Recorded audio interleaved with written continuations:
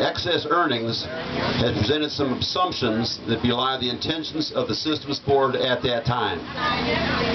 The mandate of the GRS Board of Trustees is to best serve the interests of its union and non-union members and beneficiaries. The benefits authorized by the board must be consistent with the approved benefit provisions adopted by the City of Detroit and the various unions. The board does not negotiate benefits and does not have the authority to grant benefits not authorized by the plan. In the 1980s, when GRS investments earned returns significantly higher than the assumed rate of return, the board, as a pension board administrator, dispersed these approved benefits, known as the 13th check, which was discontinued in 2011, to the retirees. These earnings were generated in part by the assets that they contributed to the plan while they were employed. Very important point. These additional returns were also credited to the employees' annuity accounts, encouraging more contributions. As an aside, we have a different plan than many people. You have a set defined benefit plan for the workers, and you have an additional plan where people can put money in at their choice of dollar amounts. And one of the amazing facts of that is the poorer workers, the people at the bottom of the workforce, the helpers, the laborers, generally don't put as much in because they're living on the edge of poverty already. These additional returns are credited employees' annuity accounts, encouraging more contributions. Millions more were credited to the City of Detroit to reduce its future contributions.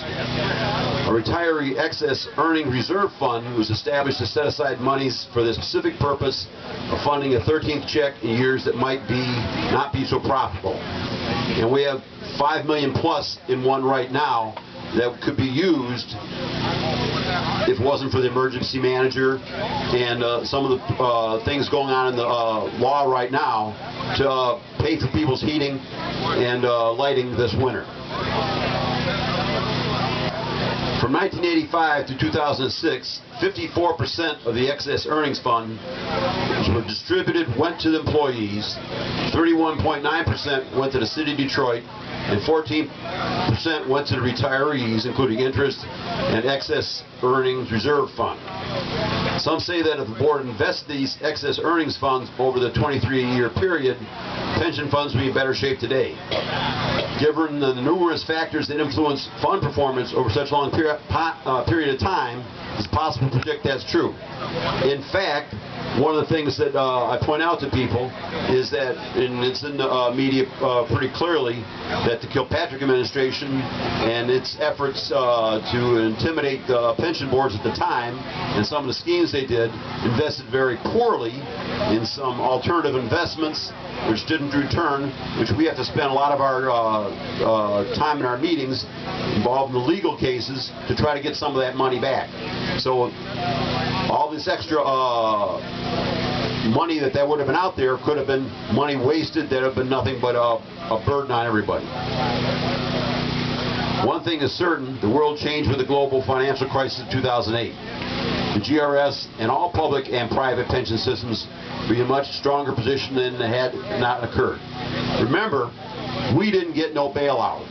When we lost 30–40% on earnings from almost every type of investment, from real estate to stocks to bonds, we had to make it up through the Detroit doing it itself. We didn't get any aid from anybody.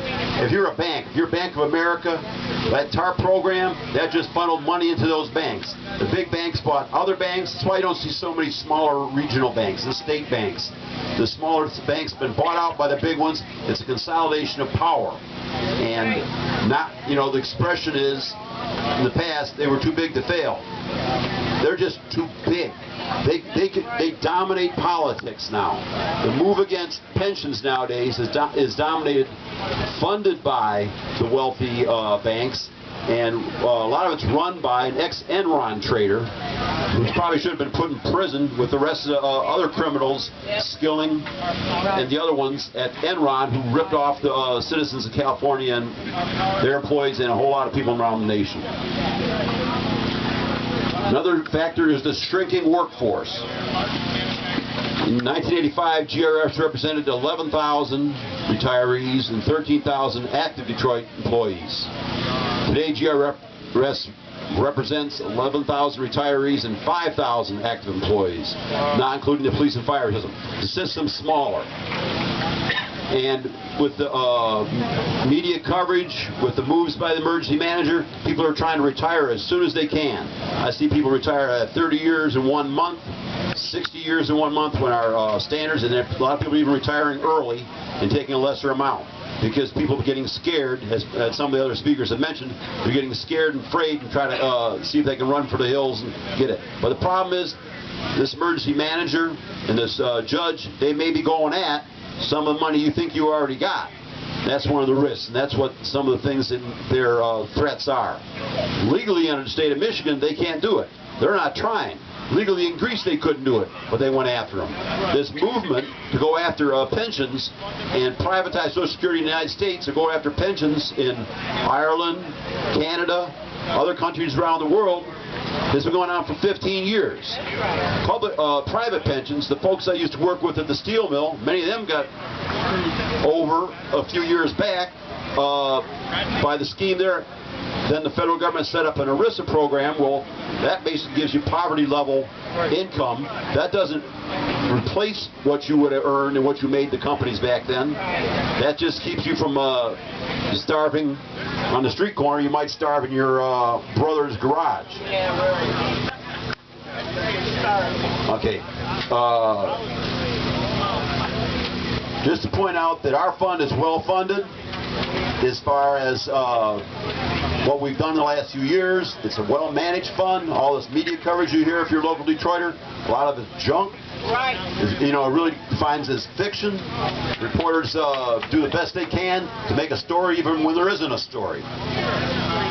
We do well. The Kilpatrick era is over. But even if Kwame Kilpatrick was an angel, nobody could have overcome the economic crisis caused by the banks and their toxic loans. And I often describe it to people, it was the billionaires who were stealing from the millionaires. And then the millionaires were stealing from us. On the water department, they wanted to, last year they brought in a plan to change our water department. We have some 2,000 employees. They want to reduce the workforce by 81%. We even had a 6-day strike against all odds. Got everybody back to work because they fired a bunch of us because we had the right to stand up, but they don't believe we have the rights anymore as workers or as citizens. Water department is one of the targets of the Republicans in Michigan for decades. There's a cabal, a group out of western Wayne County. They've been moving hard to seize the Detroit Water and Sewage Department and get the contracts. And there even seems to be a conflict now between the emergency manager and some of the schemers they put at the top of the water department.